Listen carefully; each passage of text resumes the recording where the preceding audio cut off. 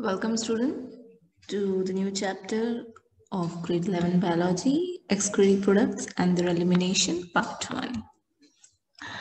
Let's begin with what is excretion. Excretion is the elimination of metabolic waste materials like ammonia, urea, uric acid from the body.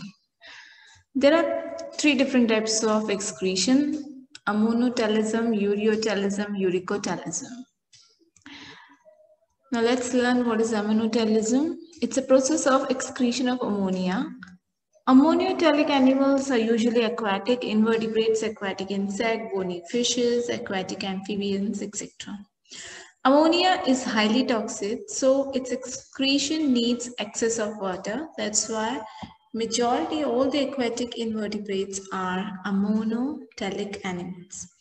Ammonia is readily soluble in water and is excreted by diffusion through body surfaces or gill surfaces like in fishes as ammonium ions.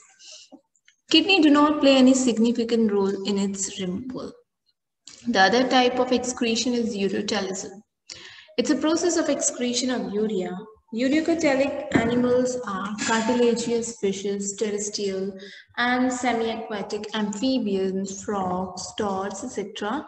Aquatic and semi-aquatic reptiles like alligators, turtles, and mammals. In liver, ammonia is converted into less toxic urea, so it needs only moderate quantity of water for its excretion.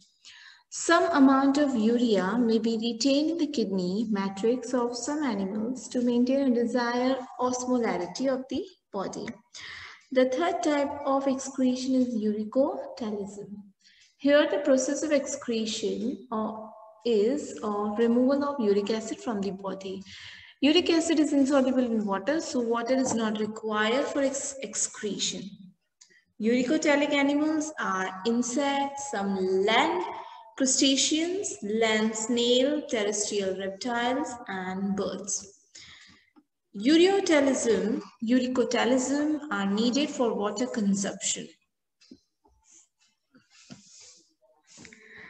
Here is a table that shows excretory organs in some of the animals like protonephridia, which is also known as flame cells, which we can see in platyhelminth, rotifers, some annelids, and cephalocordates. The other type of excretory organ is nephridia that we observe, we can see in annelids. Amalphigean tubule is the type of excretory organ that is seen in insect. Green glands in prawns, kidney in higher animals. Now let's move ahead with human excretory system. Human excretory system, it has pair of kidneys, pair of ureters, urinary bladder, and a urethra. So here is the diagram of human excretory system. Let's begin with human excretion, the structure of kidney. Kidney is reddish-brown bean-shaped structure enclosed in a tough 3-layered fibrous capsule. It is situated between the levels of last thoracic and third lumbar vertebrae. The length of kidney is 10 to 12 centimeter, width is around 5 to 7 centimeter, and thickness is 2 to 3 centimeter. Average weight of kidney is 120 to 170 grams. On the concave side of kidney, there is an opening which is known as hilum or hilus, through which blood vessels, nerves, lymphatic ducts, and ureter enters the kidney. Hilum leads to funnel-shaped cavity which is known as renal pelvis, and the projections are called calces. A kidney has outer cortex and the inner medulla. Medulla has few conical projections which are known as renal pyramids projecting into calces. Cortex extends in between the medullary pyramids as renal columns, and these are known as columns of Bertini.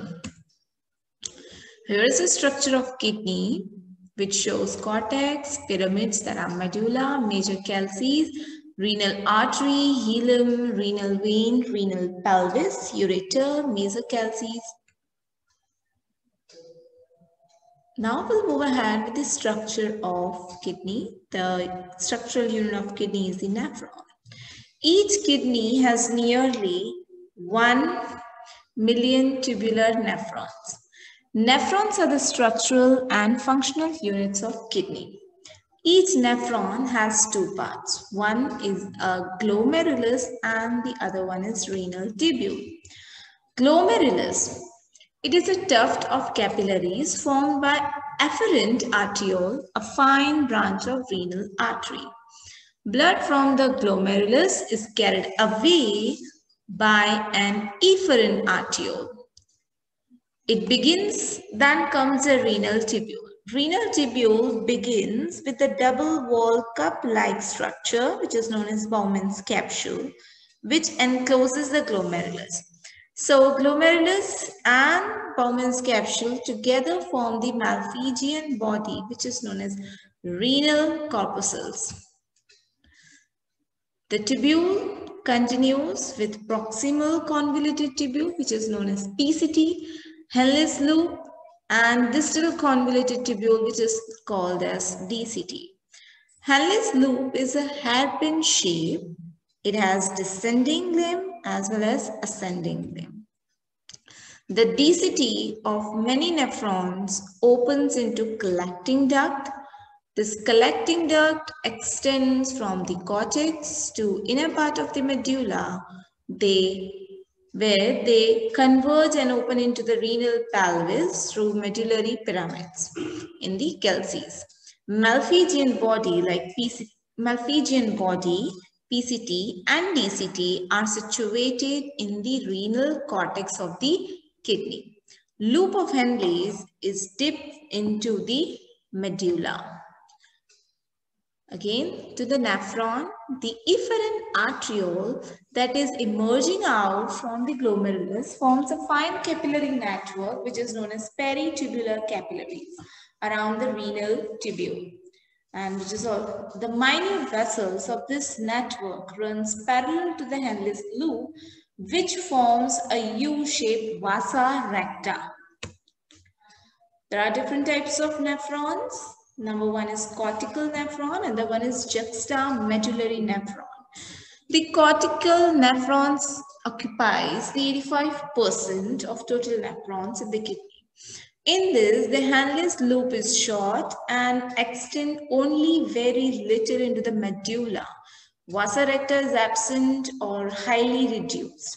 The other type is juxtamedullary nephrons, which is 15%. In this, Henle's loop is long and runs deep into the medulla. Vasa recta is present in them.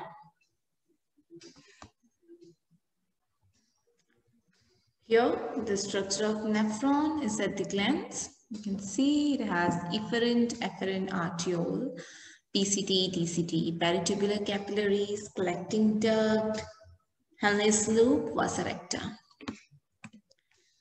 Thanks for watching.